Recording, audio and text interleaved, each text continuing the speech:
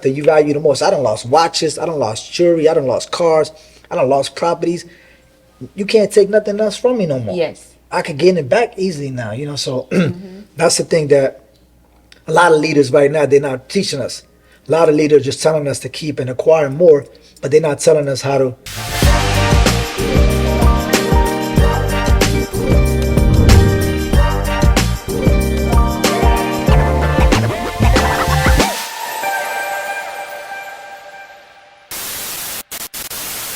Welcome to Kiss Talk. Your host Summer Nicole, and I'm so excited to introduce to you my guest today. His name is Kash. I mean, Kash is like your mogul. Like he has the rental cars on. I mean, the luxury rental cars on lock. He has the restaurants on lock. I mean, he has real estate investments on lock. I mean, this guy is amazing. Just amazing person overall. And I just want to welcome you, Kash. Appreciate you. 5-star investments. 5-star investments. I appreciate you. So, congrats to you. Thank you. This is amazing. I just want to give you your flowers while I'm at the podcast. Thank you. This is, it takes people courage to do this. Yes. And a lot of time, we talked about it before. You say you was working on it, and I'm glad to be here. And I know you're doing your thing in the photography world and then, entertainment world, but I do believe you have a personality for this. So, I'm sure you're going to bring a lot of entrepreneurs. And I love the questions you have for us. So, let's get to it today. Yes. Well, I'm just excited because, I mean, you are a serial entrepreneur. And I want to know, and for the other people out there, like, what made you decide to get into entrepreneurship? So my journey started when I was young. Like a lot of people are true entrepreneurs. You just don't get up and say, let me be an entrepreneur today, right?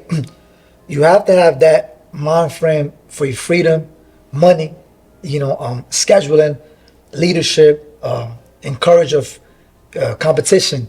So when I was young, excuse me, when I was young, I was in high school, and I come from a family. My father didn't have a lot of funds for me to afford the clothes. I was like into fashion. Yeah. Coming from Jersey City, I wanted something more than what I was given, as a kid. So I was age 13. I wanted some fresh clothes, went to my high school first day, and, I didn't like what I had on. I was cool. I was always a cool kid. I know how to talk. I was always a good personality, big personality. But once I realized, like, everybody that was coming to class that was fly gear and, they had a little bit different brightness to them. So that was my reason back then. Excuse me. That was my reason back then to actually get involved into entrepreneurships, because I told my dad, like, Dad, I need some new shoes. I don't like these Aeropostale outfit, and I don't like this Gap, pants. So I need to get some, Nikes and Jordans. Like, listen, son, you have 5 siblings. So I come from 5 siblings. I have a big family. Nice. And, my dad and my mom. My mom never worked. She was working home for mom, and my dad was a working man. And and I don't know if you're familiar with Jersey, New York.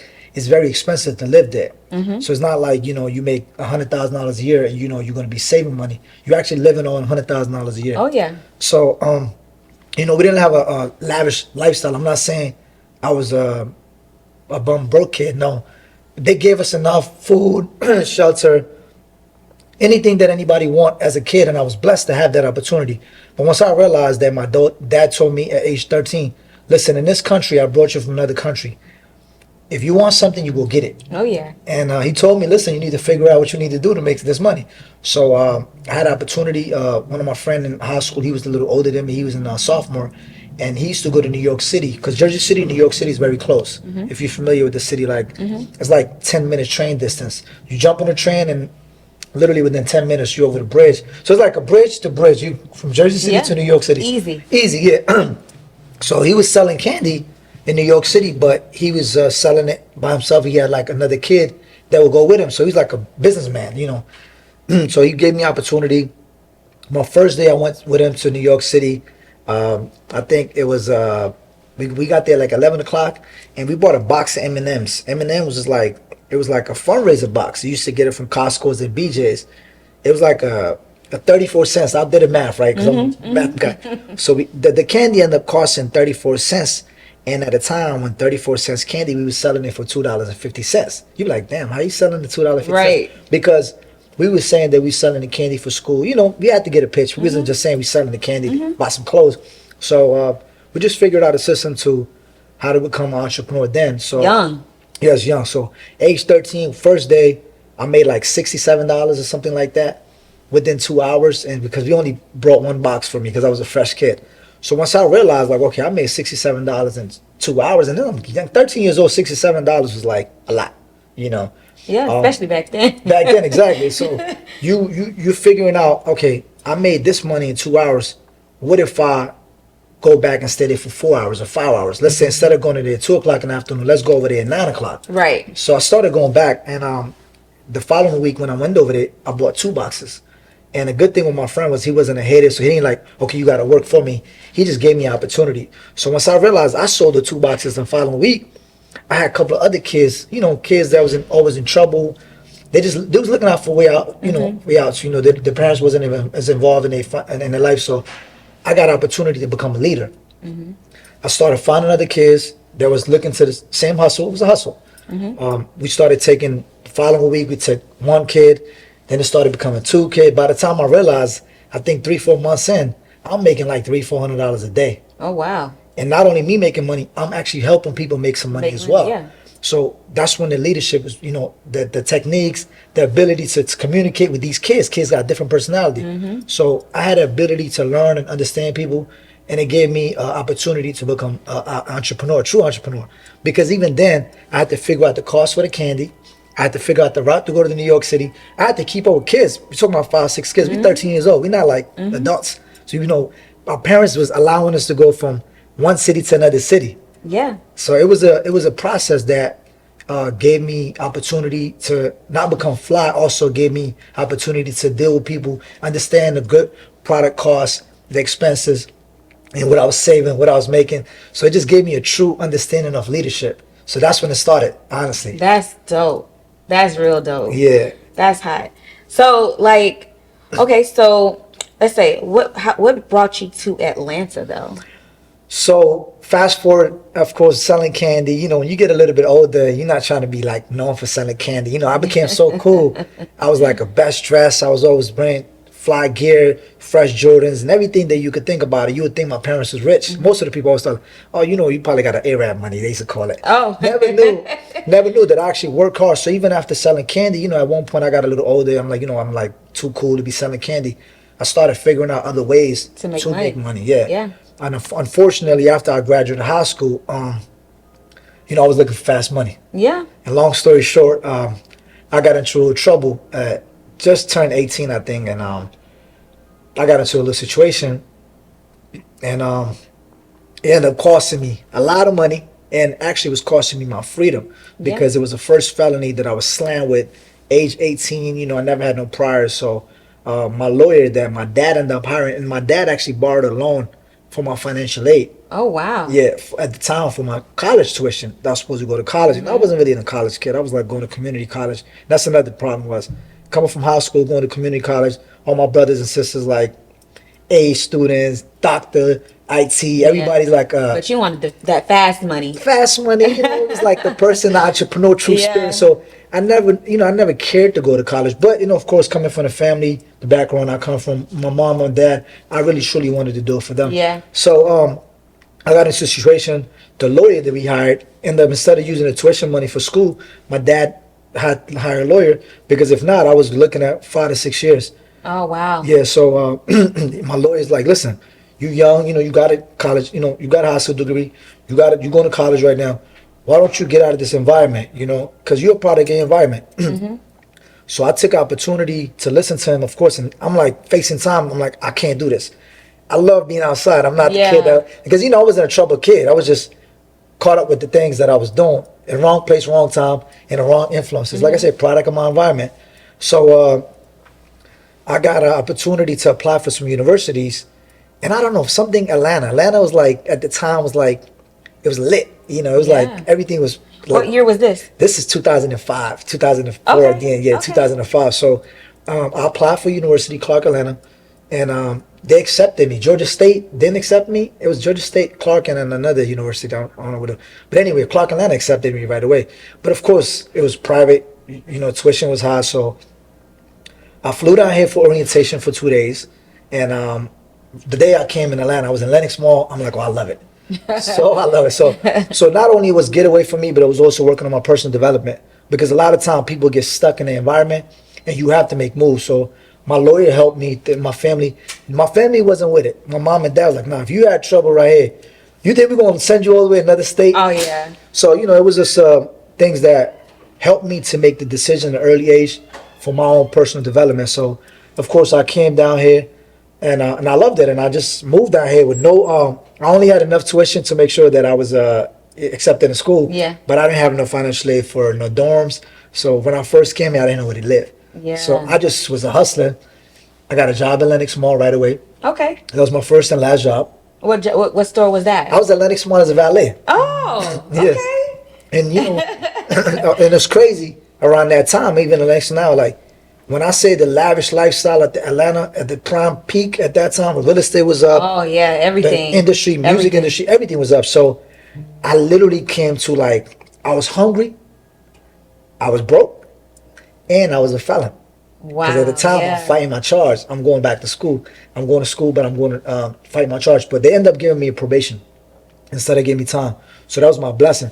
So now that I had a probation, I realized that God gave me a second chance, and I prayed for it so much. I prayed. When they say you go down, you pray. When I say I prayed, and He listened to my prayer. So He gave me an opportunity to be in Atlanta as a felon, but also now I'm focused. Yeah. So Lenox Mall was the first and last job because I started real estate right after I left Lenox Mall like valet. That was my Nice. first step. Yeah. That's nice. Yeah. So real estate, let's talk about it. So you are investing in your hometown, which is Philly. Jersey and Philly. So Jersey and Philly. Yeah. Then because they right so next to each Next other, to it's each like sometimes you get them so confused. Yeah. South Jersey and Philly's next door. Jersey City is New York's next door. So But yeah. you're Jersey. Jersey, yeah. Jersey. Okay. So you're from Jersey. You have some investments in Jersey, Ohio too. You're working in Ohio. You have a property that you're working with right now. Yeah, I actually last year. So fast story from 2005 to 2008. That was my first and last job. I told you Lenox Mall. From '05 to '08, I did real estate, and I made my first $1 million in real estate. Oh, nice. At age early. So now the issue was after 2008, the real recession. What they say right now is, we all going through it right now, but the true recession was 2008, 2009 when the real estate economy crashed, financial economy it went down. So of course, me doing real estate and having multiple properties and being so young, no mentor, no college degree. Just a person came from the gutter, came from the mud, just started out here getting it together. No mentorship, no guidance. So That's of crazy. course, That's when real estate crashed, I crashed. So I went from nobody to somebody in Atlanta because I'm in school at College Clark, Atlanta, pulling up in Benzes and spending $10,000. Strip clubs, jewelry, traveling. I went to Dubai in 2007, almost towards the end of 2007. I'm talking about any city in Atlanta. Any city in the country that's popping, I'm there. Like traveling, South Beach, everything you could possibly do with money. You was living a life. I was living an amazing life. So I lived a crazy life. But of course, 2008, God wasn't ready for me to go to a next level yet because I was still young. I wasn't developed. Yeah. My mind was still fresh. Coming from that to this world, it was still. The transformation wasn't really properly, it wasn't properly educated well for me. So 2008, when this recession happened, I had to start all over. So it was like A lot of the people second did. phase. Yeah. But I'm glad that I was young enough because the people at my age, 2008, they were just barely graduating. They never even touched their first six-figure job yet. That's true. So I'm so advanced. When I went broke, I started getting into a couple of the industry. The hair industry was big at the time. Nobody was in Atlanta was selling hair. I got a plug from India. One of my guys I met in Dubai. He told me, he's in the hair industry. So I took his contact when I went to Dubai. So 2009, my first hustle back after real estate was selling hair. So selling hair at the time was kind of big, because everybody was ordering hair from California back then. There wasn't a bunch of different distributors that set it up. Not everybody got hair, not different shops. But I was like one of the first person in Atlanta that actually got to touch some good quality hair for quality clientele. So I dealt with a lot of high-end celebrities in Atlanta due to that hair plug that I had. So that was like my second job, I would say, second hustle. Okay. So out of all the businesses that you have going on, which one is like your favorite? Your favorite, I guess, hustle is it what we should call You it. know what's crazy? I never knew that everything that I'm doing right now, I had beside the hair. Hair was like my least favorite because it was just for money. Like Yeah. I'm not interested in selling hair, but it was a great business, lucrative, very very lucrative business. But real estate is always number one Yes, of because real course. estate investment, like I bought, you said the buildings I bought in Cleveland, I bought two buildings. It's a 9 unit and a 12 unit, and those buildings they'll be worth like $2.7 million. And I only spent 250 on buying them. But of course, now Yeah. I gotta fix those buildings. So Right. that's the process within itself. So anything you invest in, I think in business, they're gonna be lucrative based on how much time and effort you would put in. But real estate is like with no brainer. Even at Yes. the No. time, Yeah. Number one. it's the number Yeah. one in any field you could think about. I Yes. don't care what everybody else say. Real estate is top Yeah. tier, like for sure. It is. Yeah, I because love real it. estate, even last year when I bought those buildings, from last year to now, I paid 250. They're worth like 450 as is right now, Mm-hmm. and I didn't even touch them yet. Now I'm about to go up there next month to start the renovation process. Yeah, I seen you on your Instagram. And yeah, Yeah. yeah, I'm going in. I'm going in. Yeah, but yeah, just a lucrative. I say, I mean, cars are good. They have a season. I was just talking to your guest earlier that I made a lot of money after pandemic on car rentals, but right now everybody ain't got no money. Yeah, I mean the recession has really taken a toll on a lot of people right Yeah, now. this is a quiet recession. It's kind of people are feeling it. Mostly entrepreneurs, people who made money in pandemic after made pandemic, they really won. But because those people right now that made money then, they're looking for new hustle, new side hustle. They're looking for the same type of figure. Like if I can make the same amount of money, so yeah, it's definitely hurting everybody, including me. Like I'm going through the same problem right now. Yeah. But it's nothing that we can't fight through and get through, you know? A true leader, true entrepreneur. You gotta do a lot of downs before you go up. Right. That's one thing you gotta build in the entrepreneur. Like if you truly are a true leader, true entrepreneur, you gotta go take a lot of L's. You gotta get your ass kicked. You gotta get beat down. You gotta go lose stuff. You gotta lose stuff that you value the most. I done lost watches. I done lost jewelry. I done lost cars. I done lost properties. You can't take nothing else from me no more. Yes. I could gain it back easily now. So that's the thing that a lot of leaders right now, they're not teaching us. A lot of leaders just telling us to keep and acquire more, but they're not telling us how to go from the downfall to go up, or not to prepare us. And like I said, no mentorship at the time when I did it. But some of us right now, we got to be true to ourselves. That entrepreneurship is gonna be hard. It's not is. easy. It's really working for yourself. Yeah. I was a hustler. I became an entrepreneur. Now, but I'm about to become a businessman. Yeah. Because a lot of entrepreneurs are not businessmen. They're just working for themselves. And some of entrepreneurs need to go back and get a job. Because the discipline and functions that I've done early age in my time, it makes me a better entrepreneur rather than the ones that just get started like, well, I'm just graduating out of college, I'm graduating out of high school, I'm just gonna be an entrepreneur. So I think that's the lack of education that everybody missing nowadays. And I think we need to focus more on that rather than these fancy cars, these houses, this jewelry. We need to really start educating people how to maintain their business, educate them how to start the right way, Yeah. and also keep the business going. Even if there's no money being made for 6 months, keep going. Yeah. We want to just get the money right away. Oh, he's doing it, I'm going to do it. And that's another thing. Just because someone else doing something, you don't know what they're going through in the back I end. agree. So with you having your mentorship program, how do you feel about the coaching and influencers out there? This era that's the coaching and influencers era right now. Do you see it continuing, or do you see it like dying down as a mentor? Because you have mentorship programs. So. Yeah. What's crazy, you said that. Honestly, I shot a course on the restaurants, how to open up a restaurant last year, and I spent like $30,000 last year, right? On a course. Like, it was production. The guy who did it for me, he's amazing. I didn't feel comfortable pushing that course because I felt like it was a course error for the last few years and everybody's buying courses. But the problem is 100% of those courses sold. There's only 10% courses that actually was applied on and people actually followed through those courses. So I like believing in making sure that if someone comes to me, I'd rather give you free game Yeah. and you start something, which I've done. My past careers, everybody around me. I've started helping people. I've helped people start rental companies. I've helped people restaurants. Even my partners, they open up more restaurants.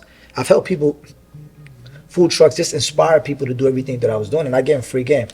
I like the idea of giving people free game and actually making sure they follow the process. Yes. Selling something, mentorship and coaching, I eliminated it where I'm gonna do it. I'm doing it, but I'm mainly working with people that I feel like that's truly gonna do it. Yeah. So just that's very passionate about it, and actually has the thick skin. Because the problem is, what's happening is a lot of mentors or coaches are doing these mentorship, but the turnaround rate is bad. So what's happening is a backlash. Oh, I just spent $30,000 and I've got this, but I didn't get what I wanted. You didn't get what you wanted because you didn't follow. Yeah. You only pay for someone. You can't pay for someone. You can't own someone by paying them. Mm-hmm. You have to work. You have to process it. You have to make sure that you do the work, what you're learning. It's the same thing with courses. I know people who buy courses. I got someone that bought 4 courses, 5 courses, spent over $10,000. Because people are looking for the education. They're thirsty. They're thirsty. They want the knowledge, and they want to know the game. You know, how you got to where you are. Like, what did you do? You know, and some people, you know, put that information. That a lot of people put a lot of false information out there because they don't want to. You know, they want to get the quick money, but they're not giving the full scope on how they got started. What you just said. You said one thing, false information. False information comes from everything that I teach. I still go through problems. I'm not gonna lie to you. I still go through, because these are the things a lot of people don't sit there in front of the audience and tell them, I go through stuff now. Mm-hmm. Education, anything you do, any field you're in, it changes through time. So you have to learn and adapt what you're going through. Restaurant business, I told you, we opened it back up. We had a hiccup. You would think Spice House is the most hottest restaurant, which was. It is. It's going to be. But we have issues that we have to go fix and work through the process. Sometimes the businesses that shut down for a couple of months, they never open back up. Mm-hmm. So these are the problems that people have. So the point we're going to go back to is education. You can't get education from someone that have never done a process themselves. Mm-hmm. Exactly. You can't have someone teach you. Like, I can go read before I come. You give me some questions. I can read from the internet, Instagram, and take some quotes from some other people and just come here and give you the game. Oh, man, they sound so smart. But that's not my goal. My goal is to tell you what I've been through. Because what I've been through, I'm still here. Right. So that's the thing. You got to learn, and you got to make sure you follow the people that have social proof. And social proof comes from education of the time. How long you been doing business for? How many businesses you had? How many businesses you lost? And what are you doing right now currently? Because we have people doing social proof 2 years ago. On pandemic, I made $1 million. But what you've done since then? Right. What did you do with your $1 million? Have you invested your money? Did you make the return back? Did you make bad investment? Mm-hmm. And what did you learn? So people got to document the process. My boy Matty J, shout out to him. He said, you got to document the process. Good and bad, ugly. You got to document the process. And if you could package your documentation process and you show it to people, like I got people on Instagram follow me from 4 or 5 years ago.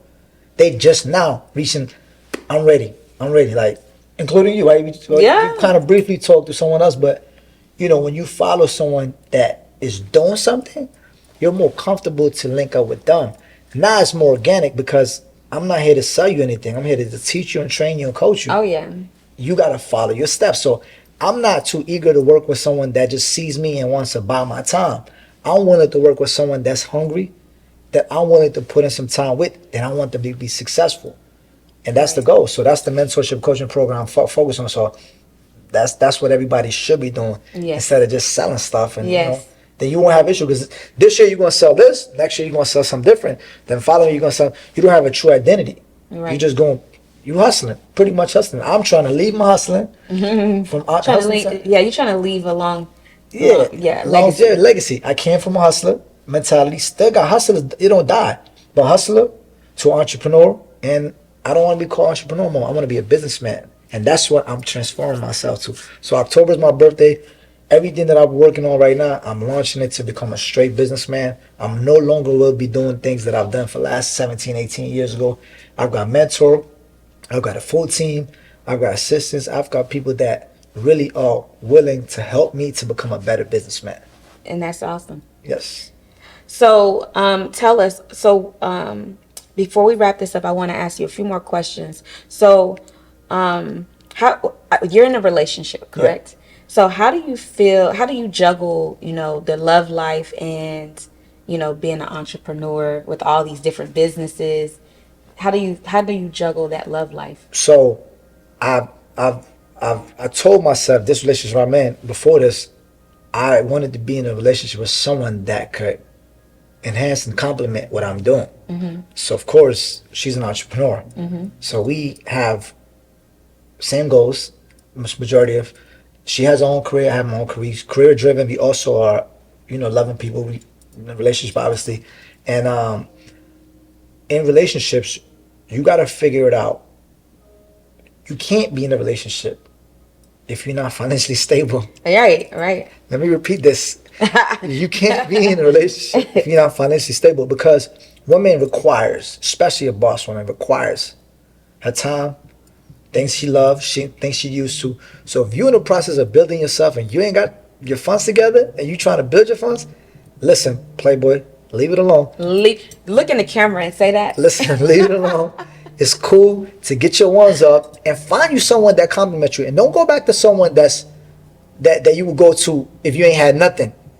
Think about you've made yourself a boss. You are working towards being a better person for yourself. So find someone that compliments you at that point. So I definitely would tell all my fellow friends, and that's watching looking, definitely make sure get your ones up. Make sure get your stability up, and then get in a relationship. It'll complement you better, and then you'll have a better time too. Because once two individuals doing your thing, we can do things that a lot of people can't do because we could both afford it. I could book the flight. She could take care of this. And not saying it's necessary, but it's like it feels it's good. given. It's given. Good. Yeah, it feels good. So you're not like really worried, like I gotta do this, I gotta do this. No, you got, you bouncing forth. Like, you support them, they support you. I like that too. Yeah.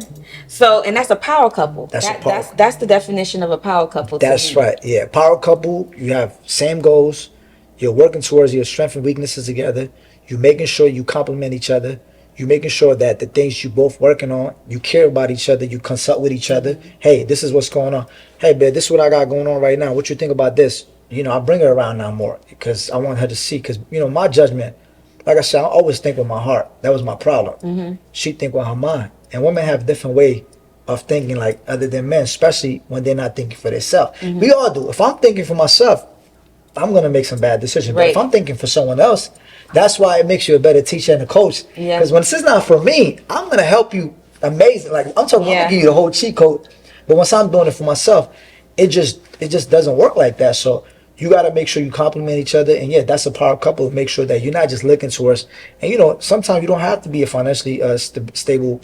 You don't have to have, like if you're a man that you have all your stuff together, you don't have to look for someone, especially in your life, what you're looking for. You don't have to have someone that's financially stable. Right. You can have someone that's got a 9 to 5 because they got their own identity. Because you don't want someone to live off your identity. And that's what become an issue sometimes when you have problems like that. So you got to make sure you wrap that up and put it together. Like that's a power couple for me.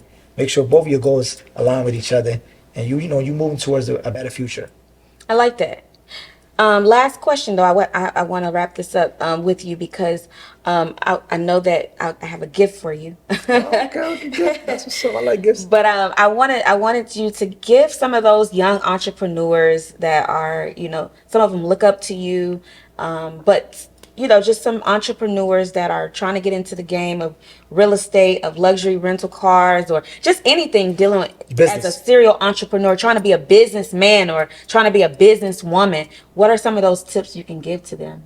Well, one of the hardest things that all entrepreneurs in the beginning go through is just the procrastination, just the issue of when.